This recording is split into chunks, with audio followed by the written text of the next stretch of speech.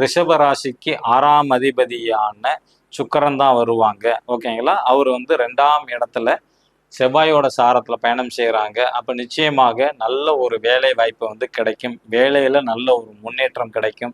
எதிர்பாராத லாபம், தனம் எல்லாமே கிடைக்கும். ஆனால் அதுக்கு தகுந்த மாதிரி நீண்ட தூர பயணம், ஓவர் டைமான வேலை கண்டிப்பாக உண்டு. புதுசாக வேலை ட்ரை பண்ணுறவங்களுக்கு வேலை வாய்ப்பு நிச்சயமாக கிடைக்கும். அடுத்தது கணவன் மனைவி ஒற்றுமை எப்படி இருக்கும் நம்ம பார்த்துக்கிட்டோம்னா, 7ஆம் அதிபதியான செவ்வாய் மேசத்துல 12ஆம் இடத்துல வந்து இருக்கிறாங்க கேது சாரத்துல. அப்ப ரிஷபராசியில பிறந்த ஆணா இருந்தா தன் மனைவிக்கு ஆரோக்கியத்தில் கவனம் செலுத்த வேண்டும். வீண் விரயம், மருத்துவ செலவுங்கிறது உண்டு.